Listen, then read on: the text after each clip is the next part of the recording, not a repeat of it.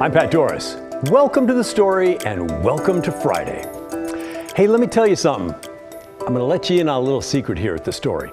We sort of pride ourselves in not chasing every little bit of breaking news and instead covering big issues that affect a lot of us in a deep way. But when it's pouring rain like it is right now, and yeah, I know, sorry digital viewers who are watching this later, but really it was coming down when we were live. When it's raining like it is now, we're going to break our rule and bring in our superstar chief meteorologist, Matt Zaffino. Matt, how much longer is this going to last, and what is an atmospheric river? How do they form? Well, first of all, Pat, I don't think you're breaking your rule at all. This is a big issue that is impacting all of us in a big way. So I think you're right in your wheelhouse. Okay, atmospheric rivers. You've heard us talk about them because we've been talking about them for the last several days because this has been pretty well forecast. So to answer Pat's question, what is it? Well, it's a very concentrated, narrow band of really moisture-rich air that forms in the deep tropics. And then this time of the year, when we have big thermal differences between the tropical regions, which are always hot and humid, right, and the polar regions, which this time of the year are getting cold, well, that concentrates things even more. And if the winds are right, it gets funneled into a very, very narrow band. And in this case, this is literally extending thousands of miles. I mean, that's Hawaii. This is west of Hawaii. That's where our rain originated, and it's pointed right at the northwest. Now, when it gets here, it's helped when the flow is exactly perpendicular to the mountains as it is today, both the Coast Range and the Cascades. The mountains lift the air and you wring out these incredible rainfall rates that we've been seeing. Now, this is something that has really just been quantified and talked about fairly recently in the meteorological world, only about the last 10, 15 years. And it has been quantified. There's a scale for this. So a 4, mostly hazardous, but also beneficial, because really there have been studies done on this path that indicate that much of the West Coast rainfall, and I mean California, Oregon, and Washington, comes from atmospheric rivers. It's really important in California because these events will produce incredible rain and snow once they get cold enough, and that's their source of water for much of the year. A 5, primarily hazardous, and the way they come up with this is duration and intensity. So if it lasts long enough and it's intense enough, it's considered extreme. And this one that we're experiencing today is right kind of borderline 4 or 5. So it is beneficial because we're getting a lot of rain out of it, but it's also on the extreme side from the problems that we've been seeing. Again, your wheelhouse, big issue impacting a lot of people, right? Okay, these are some of the maps that we use. This is somewhat technical, but we're going deep here on The Story, right? So this map shows, here's the West Coast for you, just to orient yourself. And this is the atmospheric river. And again, it starts in the deep tropics where there's just lots of very warm water that in turn evaporates into the air. That high humidity air then gets funneled through narrow bands as you have cooler air to the north pressing down on it. And that's what forms an atmospheric river. And there's something that we call integrated water vapor transport, or IVT. We look at the vectors of that. We look at sea level pressure patterns, and that's what goes into forecasting maps that you're more familiar with that I show you all the time, like this one. What I just showed you, that more technical stuff, feeds into these weather models that are showing that really high moisture content air over us and the rainfall rates that we've been seeing. So again, it's something that's, here's another look at it too, by the way, in our modeling. You can see the connection all the way down to the tropics, the darker colors indicating that higher IVT, or integrated water vapor transport air. So it's a matter of flux and intensity, and then of course duration. And this one has been slow moving, so it's been lasting a long time, which is why on that scale, it's in the 4 or 5 category, really an extreme atmospheric river event for us. Here are some of the rainfall amounts. These are old by now. This is changing so quickly because our rainfall rates are upwards of a ½ an inch, even an inch an hour. I'll have to update these later on for the evening news later on tonight, Pat. But again, that's what an atmospheric river is. I hope that explained it a bit. That is amazing. And as far as I can tell, between a 4 and a 5 means my basement floods a little bit.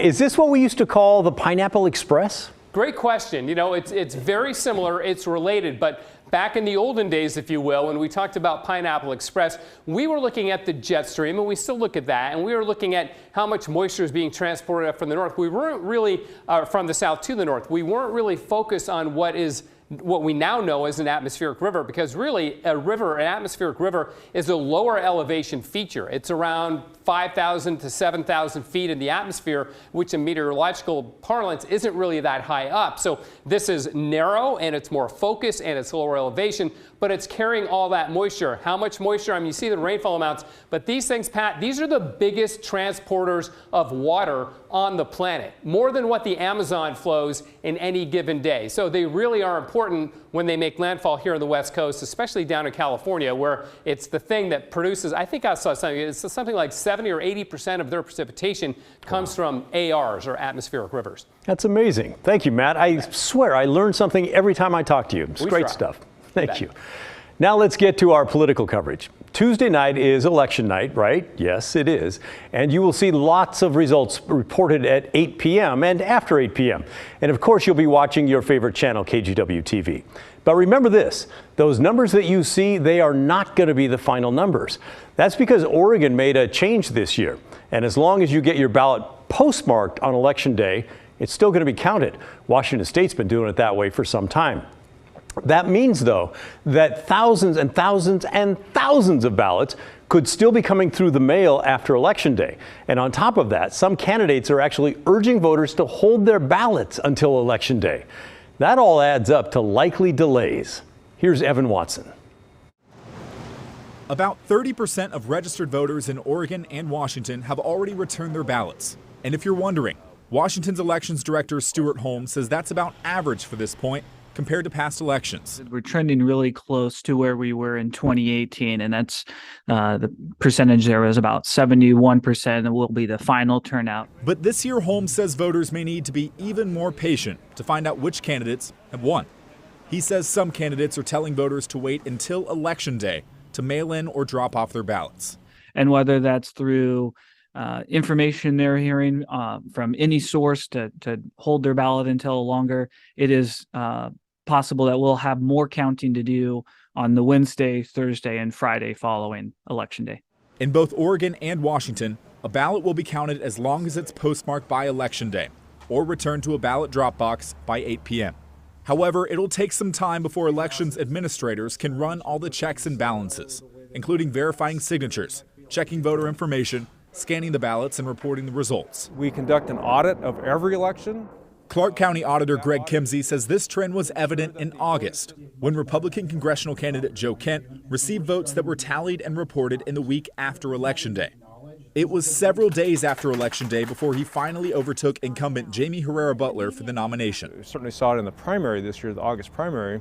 If you get a large number of people depositing their ballot on Election Day, kind of a disproportionately large number, that also will slow down, that will reduce the number of ballots included in those early preliminary election results. Now, we're still going to get them counted by the time we certify, but you might have to wait a couple days longer to get a large number of the ballots in those preliminary election results.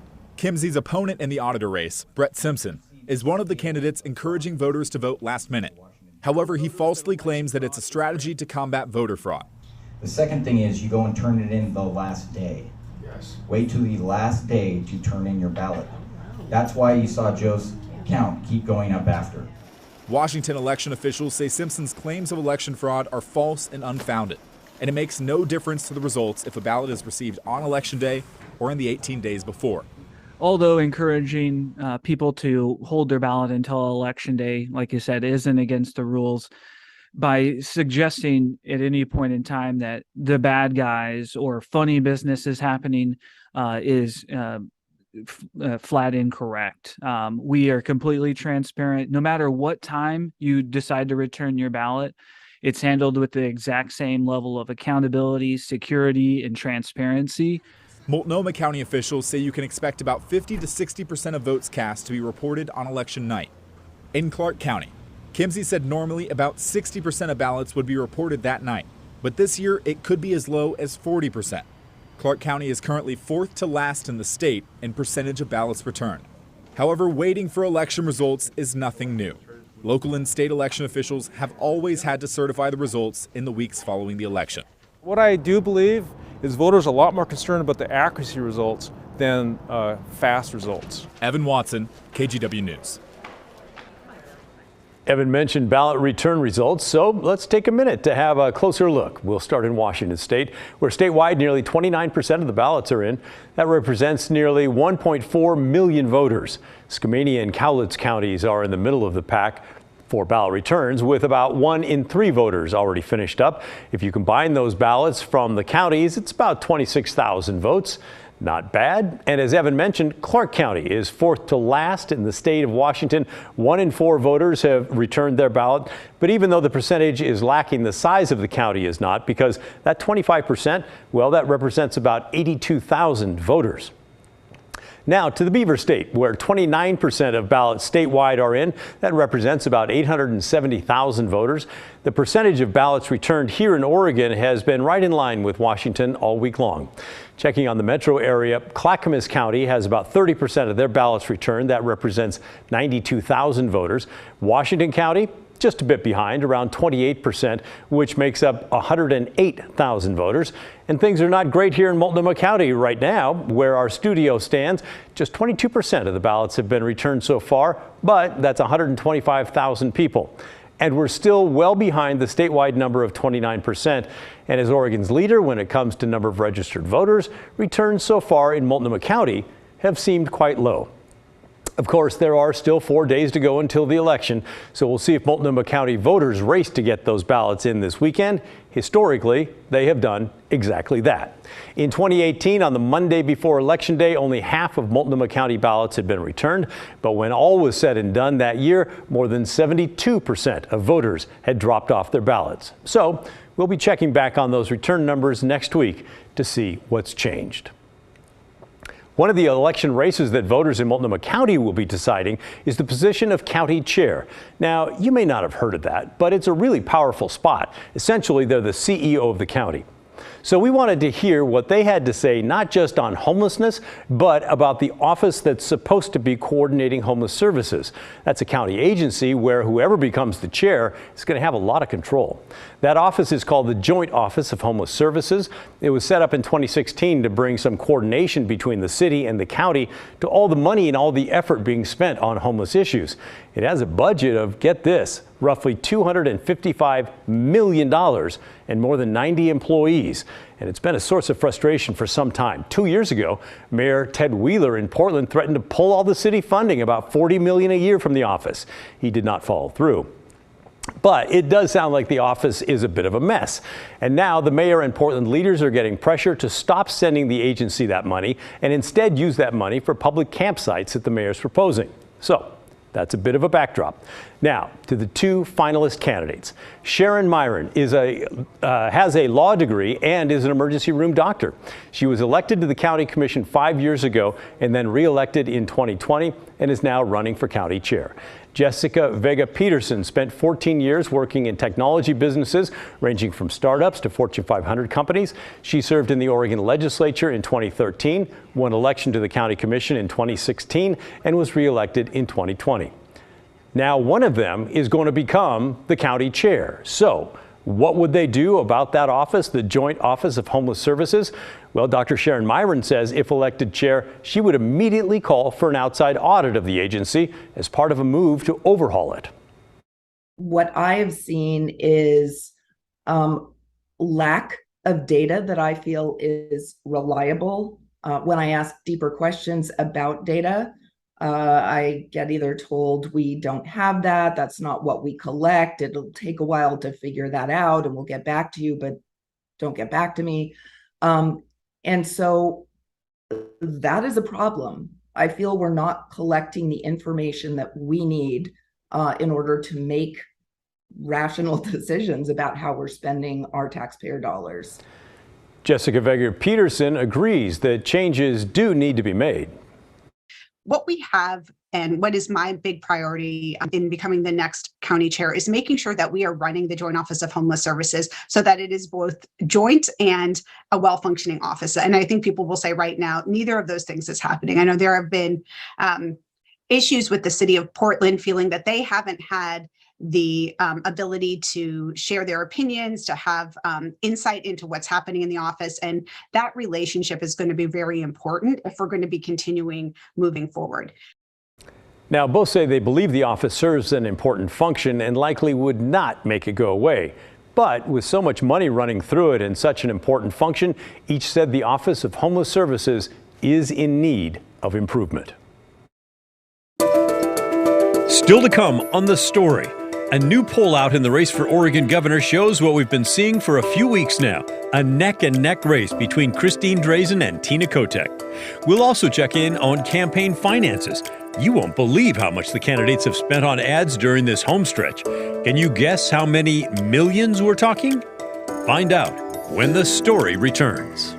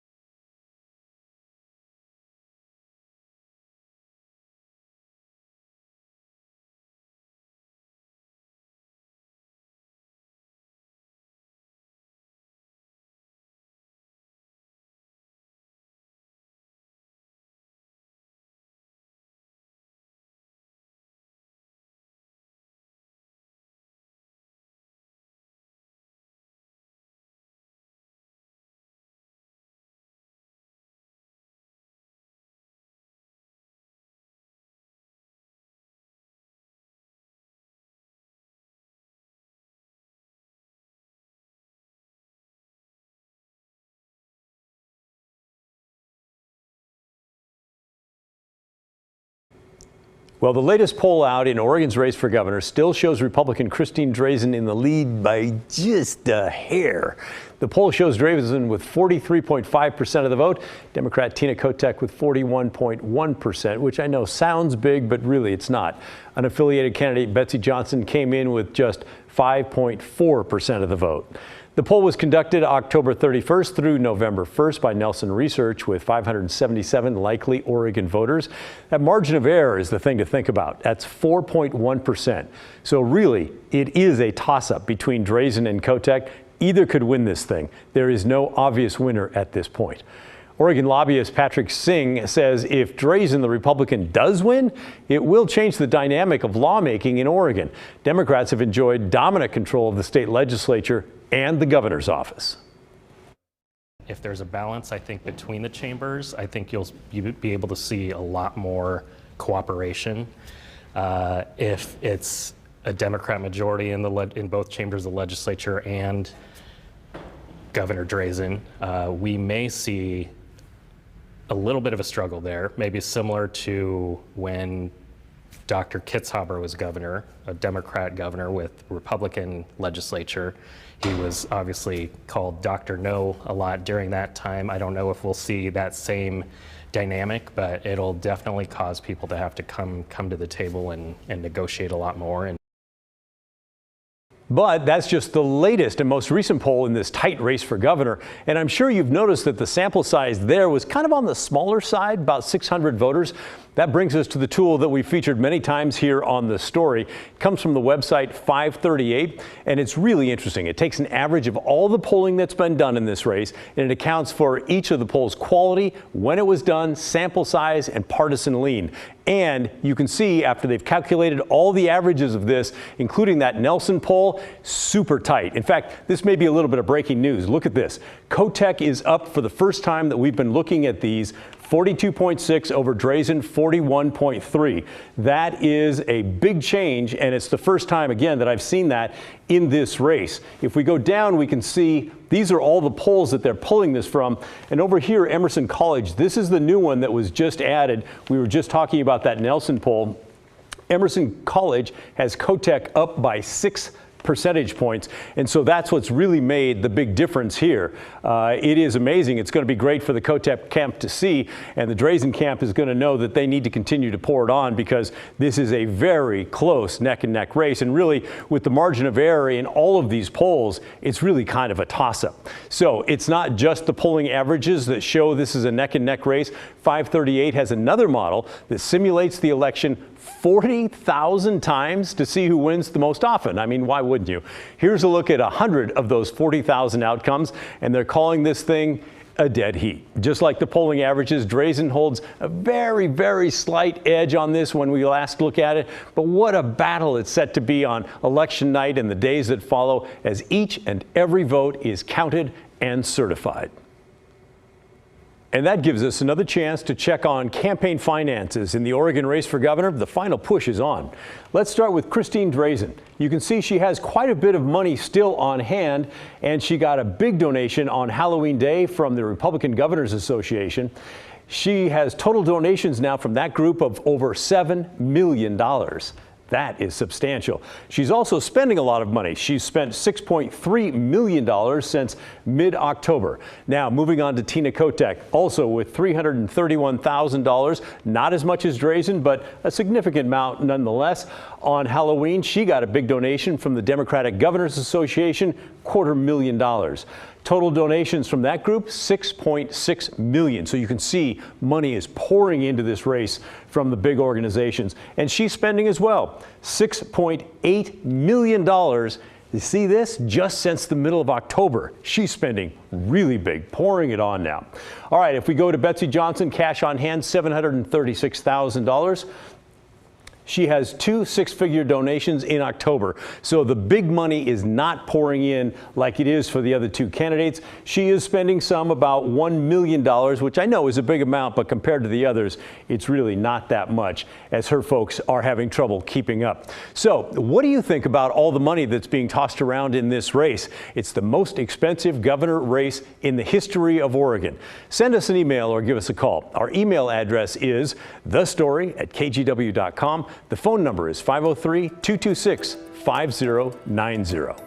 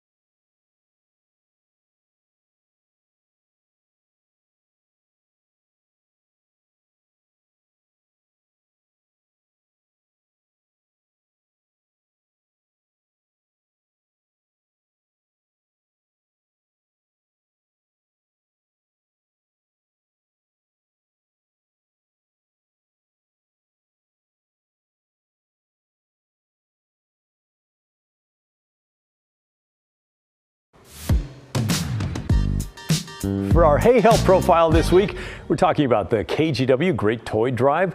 Last year, with your help, we donated over 30,000 toys to local kids.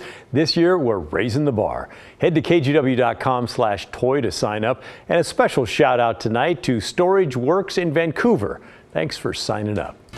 All right, keep sending your questions and comments to thestory@kgw.com. We're going to wrap things up right after this.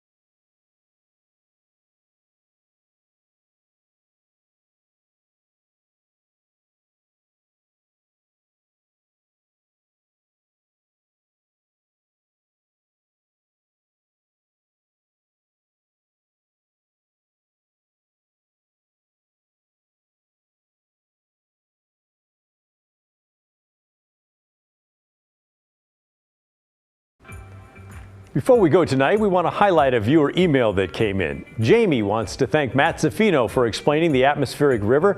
She said she really enjoyed it, and we agree. Matt's always so informative. We hope you learned a thing or two, just like we did. And that's the end of our show. Thanks for watching. And remember, the story, our story, well, that never ends. I'll see you next week. Have a great weekend. Don't forget to vote. This is KGW News.